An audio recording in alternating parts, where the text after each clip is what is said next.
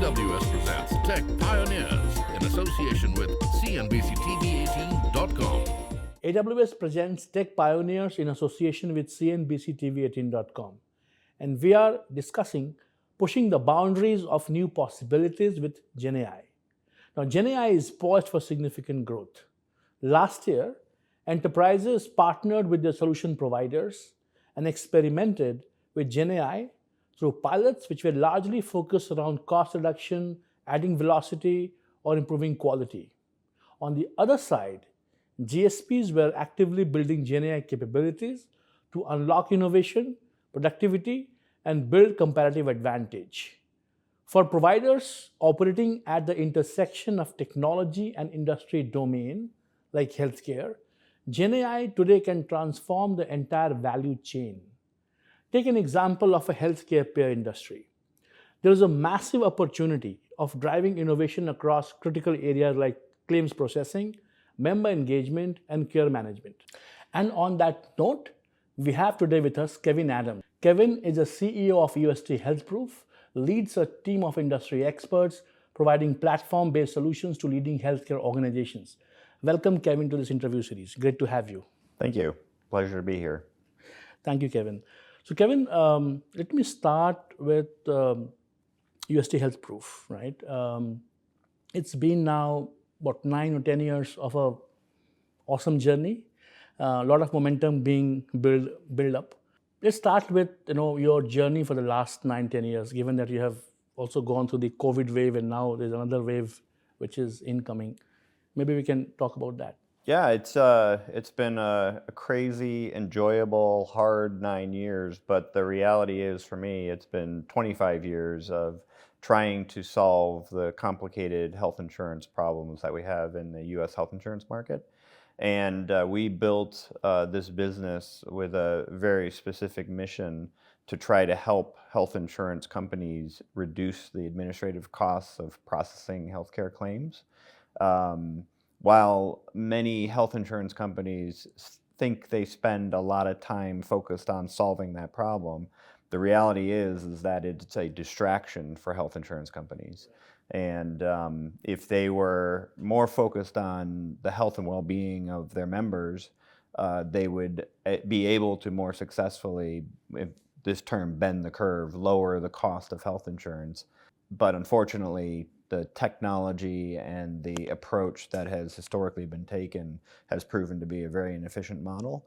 And we feel like we have come up with a better approach that has indeed saved millions of dollars, if not potentially billions of dollars, for the customers that we serve in the United States today. Awesome, Kevin. And I know you guys are really making great waves. The way I see all the references and the case studies which you have on your portal. So, Kevin, you went through COVID. I think we discussed there's another wave coming in, a positive one, I will say, which will further enable your mission to help your customers. And that is the revolution around AI in general and generative AI right now, agentic and so on. How do you see, and especially for companies like yourself, which are at the intersection of technology and industry domain, healthcare in this case, how do you see the industry respond to this new wave which is coming in? And that's part A. And how is UST HealthProof sort of envisioning to navigate this for the next, let's say, 1 or 2 or 3 years? I would say with caution, first of all. As your point around COVID, I think there was probably some amazing leverage of AI in general during COVID, not specifically in our industry, but certainly in the pharmaceutical industry. COVID for us was a very odd situation, but at the end of the day, it drove a need for cost reduction.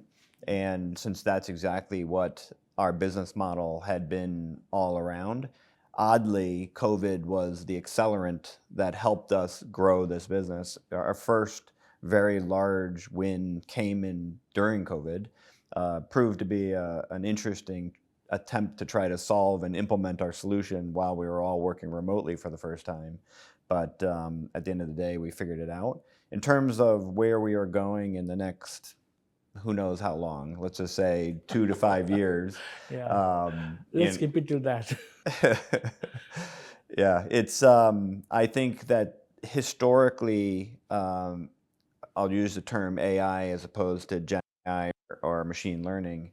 It hasn't found a definitive use case in health insurance to date, but I think with specifically Gen AI capabilities, I think there are some amazing things that can be done and leveraged. And we can go through lots of examples, but at the end of the day, I'm not necessarily focused on things like cost savings as much as I am on the functionality and the capabilities that can be brought about through the leverage of Gen AI or AI in general. Love that part, Kevin. And I was about to kind of, align with that thought, first of all. I think, as I also talked about it in the introduction itself, I think we have, as providers and customers, we have started seeing gains around metrics like productivity and, getting, cost takeouts, for example, for certain organizations, improving project velocity, quality, and as you said, right, there are other areas where you would want to have that impact beyond this. The promise is some partially fulfilled, but then there is a lot to be done, right? And take, for example, the provider industry, and we're talking about simulation of clinical trials to a different scale, which gets enabled, talking about solving some of the most unsolvable diseases through generative AI at some point with large data sets which are not available today, probably. On the payer side, right, how do you see these capabilities pan out? What's the promise of the future? What are the big trends which you are seeing or patterns which you see which can be solved or which are in the process of sort of in the lab maybe where you guys are really trying to work it out? Yeah, one of the benefits of our business model, we are the owners and the people who have to watch over the actual data that is flowing through the technology and the business processes that we automate. That data set across our 55 health plan customers, which service approximately 10 million Americans today, is a set of information that properly instrumented can reveal insights that really can solve some of the problems that we have. You give an example of in today when you identify the risk of an individual, and that through the data that individual has a disease, say diabetes as an example. We have situations where providers don't know that what activities are occurring, or for that matter, even that the disease may not exist, or that may exist within that person, but they're not aware of that because that information hasn't been surfaced to them. And so we're able to leverage the large array of information that we have at our fingertips. This is more classic ML versus pure AI, but we're able to run analysis on that information to pull forward the information that a provider could leverage to proactively address a potential disease.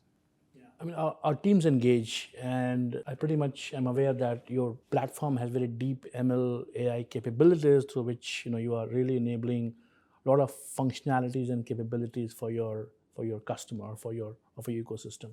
I'll go a little specific on. I think partly you answered that, but if we can double click maybe some specific applications, some specific use cases which you see evolve in the next 1 year or so, which you will be going after, trying to solve those specific problems? I'll use a GenAI use case. If I look at, what is generative AI, it's really the ability to understand the state of what's going on, a functional additional capability. So we run the call center for many of our customers. And in order to drive a cost-effective call center, frequently you need to run your call center from India or the Philippines. Unfortunately, human behavior in the United States is to have an immediate distrust of the person you're talking to if they're not of like accent or similar at the very least. And so that causes a lot of abrasion when you're on a call center. We recently have come across a capability where using GenAI, you can take the voice of the agent and overlay an accent of whatever dialect or whatever That is a region of the capability. United Yes, States yes. that is there. And so if you're, obviously you can tell on the inbound call where the call is coming from. And let's just say that's a call from Michigan and they're in the UP of Michigan and they have a very Michigander accent. You can immediately overlay that accent onto the agent. Yeah. And so the agent in real time is talking in whatever accent or whatever, not language yet, but maybe even language at some point in time, and then overlay the accent right onto the call. And that immediately creates a comfort factor for the person that's making that call. And they're much more open to the dialogue and much more open and receptive to the conversation. And that can have massive impacts on either customer service stats or customer service reviews, or more importantly, if it's a clinical nature call, they're actually going to listen and engage in that conversation more effectively. Awesome. I love the way you dive deep in all of these and giving us a great context to all of this. I'll switch to a very important topic, and especially for the industrial healthcare in general. While there's a lot of promise, as I think we both acknowledge, how do we keep it safe for our consumers, for our customers? And while keeping safe, how do we scale that, right? By making sure that the costs are still on the right side for all the stakeholders. It's manageable. And it brings me to the topic of responsible AI, which we again discussed. What are your thoughts around it? And UST HealthProof, how are you leading that on that pathway? Yeah, I think it's a hard question to completely answer because, like the last example I just gave you, there are many examples of it not being used properly to create fake conversations or fake representations of people through leveraging AI as medium to fool people. Now, what I said is in a sense fooling a person, but it's for the betterment of the individual or the betterment of the process itself. But at the end of the day, for us, it's all about the data that we are protecting. And if you're using specifically in LLMs, if you're putting too much data into open source LLMs, you have the risk of revealing PHI or information about individuals. That is a very dangerous thing to do. So we're doing a lot of things to protect the information that we have, but by and large, most of the things we do are not in the realm of too risky.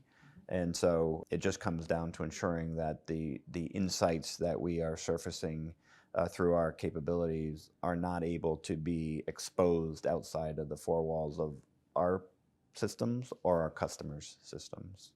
It clearly is coming out that you have built a great set of ecosystem of solutions, accelerators, framework, which is helping your customers to drive cost advantage, for example, improvement on multiple operational parameters. I know for sure that there's a very deeply embedded capability on health-proof platforms around ML, AI, and you're building further on that to take care of the future use cases. There's a lot of momentum behind HealthProof in terms of your business. What's next? What's your journey from here as a CEO? Yeah, there's endless opportunities for us to help our customers. But if I were to kind of boil it down to the couple of main themes, we've spent the last 9 years in our business focused on driving out administrative costs. And, specifically, I think agentic AI probably has more opportunity for us to increase the efficiency opportunities within the health plans. But aside from that, the two main areas that I would like to focus on are how you surface the disease state of individuals and leverage the information that we have at hand in order to run. This is more on the AI ML type opportunities to look at the data, understand that data, and then be able to leverage that to be able to find either the diseases that exist or the diseases that could potentially exist based on the information at hand. And then the second piece that I think is equally important is how you engage the members and the providers in the activities that are going to help change the behaviors. And trust me when I say human behavior is probably the single hardest thing to change. But at the end of the day, you're going to take the disease that you identified, or more importantly, the potential disease, and you're going to give that information to the provider and the member so that they can bring together the activities that need to happen in order to prevent that disease from progressing. And I think that in the future, AI overall can have a significant play in helping solve those two problems.